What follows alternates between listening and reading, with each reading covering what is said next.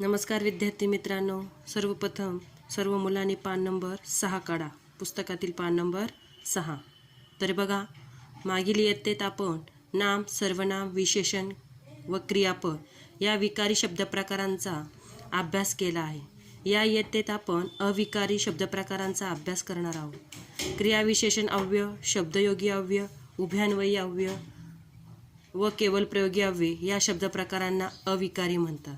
कारण लिंग, वचन, विभक्ती इत्यादींचा त्याच्यावर परिणाम होऊन त्या शब्दप्रकारातील शब्दांच्या रूपामध्ये काही बदल होत नाही. म्हणजे याचा अर्थ असा आहे की जे अविकारी शब्द आहे त्याच्यावरती लिंग, वचन व विभक्तीचा काय होतो परिणाम होऊन त्या शब्दप्रकारातील शब्दांच्या रूपामध्ये काहीही बदल होत नाही. तर यावर्षी आपल्याला काय बघायचं आहे? क्रियाविशेषण अव्यय, शब्दयोगी अव्यय, उभयान्वयी अव्यय आणि केवल प्रयोगी अव्यय. आता या व्हिडिओमध्ये आपल्याला क्रियाविशेषण अव्यय व त्याचे प्रकार समजून घ्यायचे आहे. चला तर सुरुवात करूया. खालील वाक्य वाचा. बघा, रवी अतिशय मनमिळाऊ आहे. त्याच्या घराच्या पलीकडे व्यायामशाळा आहे. व्यायाम करून घरी आल्यावर तो आपली सगळी कामे पटपट आवरतो. रवी नेहमी सर्वांशी नम्रपणे बोलतो. वरील वाक्यातील अधोरेखित केलेले अतिशय, बघा अधोरेखित केलेले म्हणजे काय? अंडरलाईन केलेले.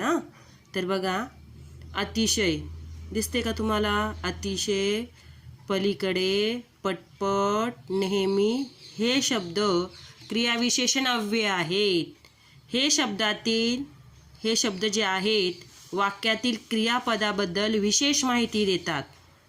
वाक्यातील क्रियापदाबद्दल विशेष माहिती देणारे शब्द क्रियाविशेषण अव्यय असतात.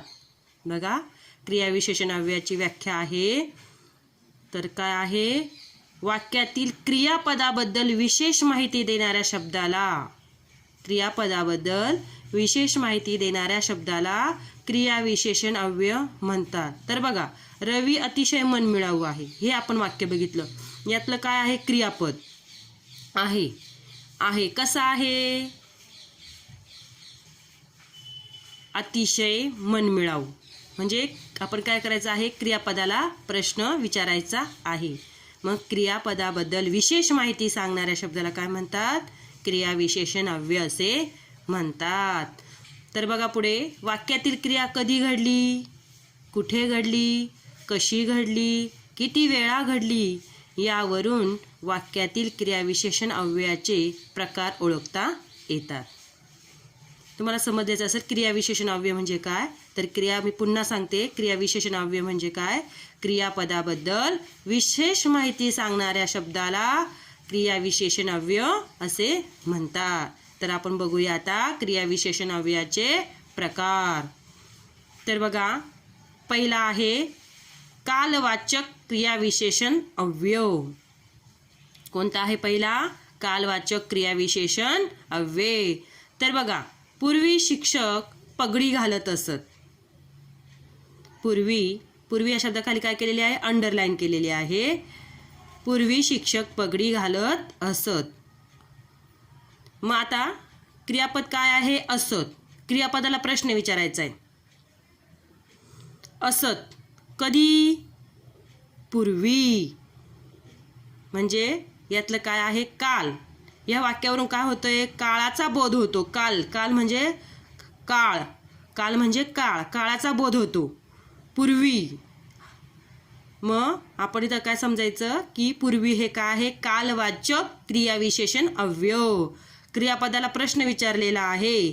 मग पूर्वी, आधी, सध्या, हल्ली, सदा, उद्या, नित्य, वारंवार इत्यादी या शब्दातून आपल्याला काय होतं? काळाचा बोध होतो. म्हणून याला काय म्हणतात? कालवाचक क्रियाविशेषण अव्यय. क्रियापदाला प्रश्न विचारलेला आहे. कधी? पूर्वी. समजलं तुम्हाला? क्रियाविशेषण अव्ययातला कालवाचक जो पहिला प्रकार आहे, कालवाचक क्रियाविशेषण अव्यय. त्याच्यानंतर आपल्याला दुसरं बघायचं आहे स्थलवाचक क्रियाविशेषण अव्यय. स्थल म्हणजे काय? स्थल, ठिकाण. तर आपण उदाहरण घेऊन समजून घेऊया. सभोवार जंगल होते. होते होते हे काय आहे वाक्यातलं क्रियापद. होते कुठे? सभोवार.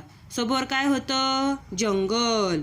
तर बघा ठिकाण, मग आपण ठिकाणमध्ये उदाहरण आपण घेऊ शकता. सर्वत्र, इथे, जिथे, जिकडे, खाली, मागे, अलीकडे इत्यादी. याच्यातून आपल्याला काय होतं? ठिकाणाचं आपल्याला काय मिळते? माहिती मिळते. प्रश्न विचारलेला आहे बघा. सभोवार जंगल होते. होते हे काय आहे वाक्यातलं? क्रियापद आहे. बरोबर ना? क्रियापदाला प्रश्न विचारलेला आहे. होते कुठे होते? सभोवार. असं जिथे वर्णन केलेले असते तिथे कोणतं अव्यय होतं? स्थलवाचक क्रियाविशेषण अव्यय. स्थल म्हणजे काय? ठिकाण, प्लेस. समजलं? चला आपण आता 3 नंबरचं घेऊया. कोणतं आहे ते? रीतिवाचक क्रियाविशेषण अव्यय. रीतिवाचक क्रियाविशेषण अव्यय म्हणजे काय रे? रीतिवाचक क्रियाविशेषण अव्यय. रीत म्हणजे पद्धत. रीत म्हणजे काय? पद्धत. तर आपण उदाहरण घेऊन समजून घेऊया. गोगलगाय हळूहळू चालते. गोगलगाय हळूहळू चालते. चालते कशी चालते? हळू. बघा हळू काय काय केलेली आहे? अंडरलाईन केलेली आहे. कशी चालते गोगलगाय? हळू. म्हणजे बघा क्रियापदाला प्रश्न विचारलेला आहे. तिची रीत आहे, पद्धत आहे तिची चालण्याची. कशी पद्धत आहे तिची चालण्याची? हळू. ती कशी चालते? हळू. मग आता काही उदाहरणं आहेत बघा. पटकन, पटपट, जलद, आपोआप इत्यादी. म्हणजे इथं काय आहे? रीत. रीत म्हणजे काय? पद्धत. त्याला काय म्हणतात? रीतिवाचक क्रियाविशेषण अव्यय. म्हणजे काय केलं आहे? चालते. त्याला काय विचारलेलं आहे? प्रश्न विचारलेला आहे. गोगलगाय हळूहळू चालते. हळू चालते. कशी चालते? हळू चालते. समजले? आता नंबर 4. तर बघा परिणामवाचक, त्यालाच काय म्हणतात? संख्यावाचक. संख्या म्हणजे काय? नंबर. परिणामवाचक संख्यावाचक क्रियाविशेषण अव्यय. संख्यावाचक क्रियाविशेषण अव्यय. तर बघा उदाहरण घेऊया. टोपलीत भरपूर फुले आहेत. भरपूर या शब्दाखाली काय केलेले आहे? अंडरलाईन केलेली आहे. मग आता आपण क्रियापदाला प्रश्न विचारूया. टोपलीत भरपूर फुले आहेत. आहेत किती आहेत? भरपूर. तर बघा संख्या आपल्याला काय सांगायचं? संख्या सांगायचं. बघा अजून किंचित, काहीसा, अत्यंत, मोजके इत्यादी. अजून एखादं उदाहरण घ्यायचं म्हटल्यावर टोपलीत 100 फुले आहेत. टोपलीत 100 फुले आहेत. मग यातलं काय येईल? संख्यावाचक क्रियाविशेषण अव्यय 100. संख्या सांगितलेली आहे ना, तर त्याला काय म्हणतात? परिणामवाचक किंवा संख्यावाचक क्रियाविशेषण अव्यय. तर बघा आपल्याला खाली काय दिलेलं आहे? तक्ता दिलेला आहे. तो तक्ता आपण सोडवूया. म्हणजे वरती काय दिलेले आहे? क्रियाविशेषण जे अव्यय आहे त्याचे शब्द दिलेले आहे आणि त्या शब्द आपल्याला कशामध्ये घालायचे? जे प्रकार आहे त्या प्रकारामध्ये आपल्याला ते शब्द टाकायचे आहे. तर आपण बघूया पहिला कालवाचक क्रियाविशेषण अव्यय. त्याच्यानंतर इकडे दिलेलं आहे स्थलवाचक क्रियाविशेषण अव्यय. त्याच्यानंतर रीतिवाचक क्रियाविशेषण अव्यय आणि त्याच्यानंतर लास्टचं जे आहे ते परिणामवाचक किंवा संख्यावाचक क्रियाविशेषण अव्यय. तर चला कालवाचक क्रियाविशेषण अव्ययामध्ये काय येईल? तिथे, दररोज, टपटप, क्षणोक्षणी, सावकाश, पलीकडे, अतिशय, पूर्ण, परवा, समोरून, जरा, मुळीच, कसे, वर, थोडा, सतत, झटकन. तर चला काल, काळाचं वर्णन कुठं केलेलं आहे? तिथे. तिथे येईल का? नाही. दररोज. बरोबर आहे ना? कधी? दररोज. काळाचं वर्णन बघा दररोज. त्याच्यानंतर टपटप नाही. क्षणोक्षणी काळाचं वर्णन आहे. त्याच्यानंतर सावकाश नाही येणार. पलीकडे, अतिशय, पूर्ण, परवा काळाचं वर्णन आहे. परवा. परवा मी तिकडे गेलो होतो आपण म्हणतो ना काळाचं वर्णन आहे.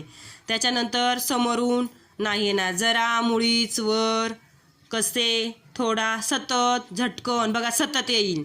सतत अभ्यास करावा. सतत काळाचं वर्णन आहे. म्हणून हे शब्द कशात येणार आहे? कालवाचक क्रियाविशेषण अव्ययामध्ये येणार आहे. त्याच्यानंतर स्थळवाचक क्रियाविशेषण अव्यय. स्थळ म्हणजे ठिकाण. मग कोणत्या कोणत्या ठिकाणाचं वर्णन केलेलं आहे या शब्दांमध्ये? तिथे. कुठे? तिथे. तिथे मोठा साप आहे आपण म्हणतो ना, मग काय केलं आहे? ठिकाणाचं वर्णन केलेलं आहे तिथे.